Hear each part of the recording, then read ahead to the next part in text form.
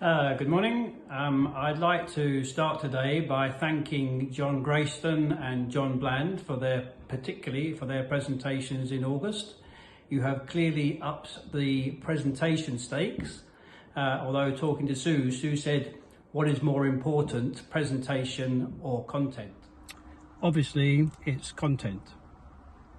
No, officer, technically I'm not using my phone. I'm recording a message for church. And even if it was presentation, obviously I wouldn't be so immature as to compete. No, officer, I just explained to your colleague that technically I'm not actually using the phone. I'm recording a message for church. Our subject today is the way of the kingdom is to embrace suffering, whereas the way of the world is to seek comfort.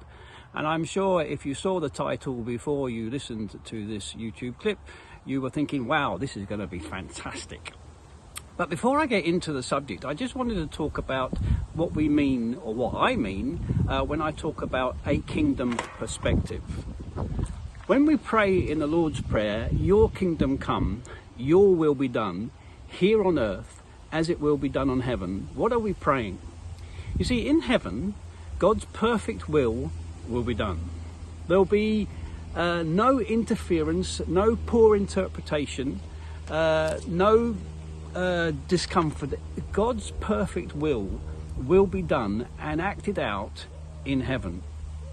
And what we are saying in the Lord's Prayer when we say your kingdom come, your will be done here on earth as it will be done in heaven, is we're saying we want a bit of that now. We want kingdom living here on earth. Now, of course, I've just described that kingdom living is perfection.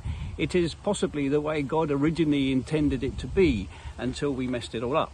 So when we are asking God for his kingdom to come, his will to be done here on earth, we are asking for what will be our experience in heaven to be our experience here. And of course that cannot be achieved because we can't have perfection in an imperfect world. So let me take a sidestep to that.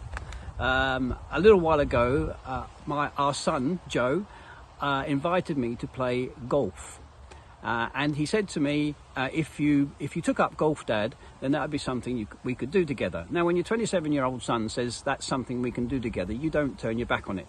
So I took up golf, and I honestly didn't expect to enjoy it. I felt I was doing it for the benefit of my relationship with my son. And in the period of time that I've been playing golf, I have come to the conclusion that there is no such thing as a perfect golf swing. When you are teeing off, you place your ball on the tee, you concentrate on what your instructor has guided you through in order to take a good golf shot. You prepare yourself mentally, and when you hit that ball perfectly, you don't even have to look at where it's going. You know that when you've connected with that ball properly, that ball is going to go where you want it to go. 5 minutes later, you can do exactly the same thing again. Use the same tee, use the same ball, use the same club, have the same mentality, pull your swing back, and the ball ends up in your golf bag. And what that tells you is, but clearly there is no perfection in the golf swing. But every time I tee off, I aim for it, although I achieve it very, very little or very, very few times. And therefore, when we're talking about a kingdom perspective on earth, we cannot achieve a kingdom perspective on earth fully, because that is perfection. But that is no reason why we shouldn't aim for it and aim for God's perfect will to be done here on earth. Obviously today we have a different focus from what I've just described. We're looking at suffering from a kingdom perspective, if you like, seeing suffering through God's eyes. And our passage is 1 Peter 4 verses 12 to 19. And interestingly, I'm going to read it from the Message Bible, which, as I've said before, is a paraphrase. But if you turn to the New International Version, this passage is headed up, Suffering for Being a Christian. However, in the Message Bible, it's headed up glory just around the corner. It's almost as if the Message Bible is looking beyond the immediate to the kingdom, and therefore the reasons why we are suffering. 1 Peter 4, 12 to 19. Friends, when life gets really difficult, don't jump to the conclusion that God isn't on the job. Instead, be glad that you are in the very thick of what Christ experienced. This is a spiritual refining process with glory just around the corner. If you're abused because of Christ, count yourself fortunate. It's the Spirit of God and His glory in you that brought you to the notice of others. If they're on you because you broke the law or disturbed the peace, that's a completely different matter. But if it's because you're a Christian, don't give it a second thought. Be proud of the distinguished status reflected in the name.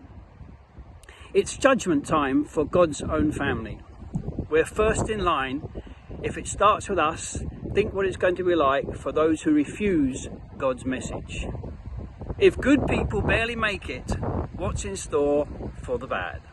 So if you find that life difficult because you're doing what God said, take it in your stride. Trust Him. He knows what He's doing and He'll keep on doing it.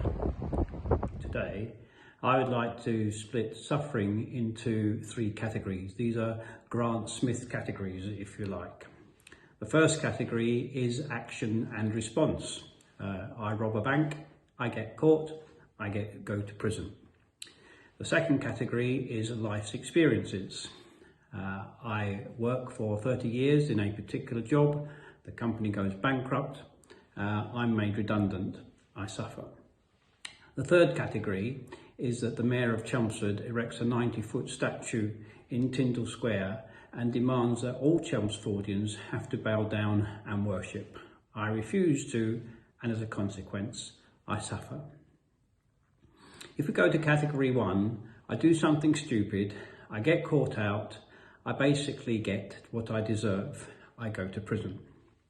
Category 2 is a little bit more complicated. So I've worked for a firm for 30 years. I've been very diligent in how I've worked. I've developed a specialised skill that possibly isn't required any longer. The company goes into liquidation. I don't have a job and I struggle to get another job. This possibly has mental and emotional impact, or maybe has health impact. I can't provide for my family in the way that I would like to. The consequence is that I suffer, but I'm not sure we would categorise it as suffering for the kingdom. And then the third category, the Mayor of Chelmsford erects a 90-foot statue. I choose that as a consequence of my faith, I cannot worship this statue. And the consequence of not worshipping is that I'm thrown into prison. The earthly perspective would be, Grant, nobody knows what you're doing in your heart. Just go to Tyndall Square and get on your knees and pretend to be worshipping. In your heart, you're not, but nobody knows that. But if I'm to stand for the kingdom, I need to let other people see that I am standing for the kingdom.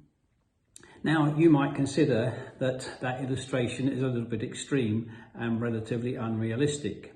And you may even think through, what would you do? Would you bow down and do it just for a comfortable life? Or actually, would you take a stand and say, no, I refuse to worship this idol? So let us try and be a little bit more realistic of the consequences of standing for the kingdom in Essex. Do we suffer? Apart from perhaps being aligned with the only way is Essex. Do you and I suffer? Because we all know that there are places in the world where suffering for Jesus is far more significant. There are places in the world where if you declare that you're a Christian, you won't be seen in a local hospital. There are places in the world where you cannot worship freely. You have to worship in secret for fear of being arrested. There are places in the world where if you call yourself a Christian, then you probably won't be able to get employment. Now, we do not experience those levels of suffering for the kingdom, but we are encouraged here that if you suffer in that way, we should rejoice, because in identifying with Christ, we are also identifying with Christ's suffering. And of course, it should be put in the context that Christ suffered far more for each one of us than we will ever suffer for him. But what for Chelmsford? What for you and I? And if we had been in church today, I would have asked the question for you to give me examples of where you would consider that you have suffered for the kingdom. And I'm sure there would be examples that you would give. But I thought through for my life, why do, or in what situation or circumstances do I suffer for the kingdom? And one relatively obvious one is the fact that hand in hand the business refuses to bribe. In Kenya actually ranks in the lowest 25% in the world for corruption. So in Kenya we refuse to bribe. We suffer as a consequence of that. It takes longer time for things to be completed. It possibly costs us more money, not because we bribe, but because there is additional cost involved by not bribing.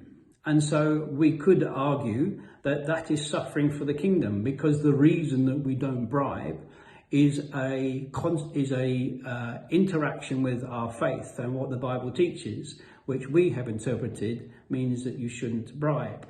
However, we need to be a little bit careful there, because there could be an implication that you're saying that it's only Christians that won't bribe. And of course, there are people of moral upstanding who don't bribe, but don't necessarily have a Christian faith. All I'm saying is that our stance is we don't bribe, and it is a consequence of our faith. And therefore, I would suggest that that is an illustration of suffering for the kingdom. But in that suffering, we should not feel that God is against us. In that suffering, we should not feel alone. We are encouraged that we should feel aligned with Christ, because we're taking a kingdom perspective to life. And so, in conclusion, if we consider that we are suffering for Christ, then we should not feel that we are victimized or we are neglected by God, but rather we should rejoice in that suffering, because in our actions we have identified with Christ. Do not feel abandoned by God. Do not feel that it's not fair. This is what we are told that we should expect if we are going to suffer for the gospel. But I'd like to just finish with one final point. Recently I read a book. It was a very good book. It was called The Accidental Social Entrepreneur. And at the end of every chapter, it finished with points to ponder. I would like to leave you this morning with a point to ponder. And that is, should we be suffering more for the kingdom? And on that cheery note, I will say goodbye.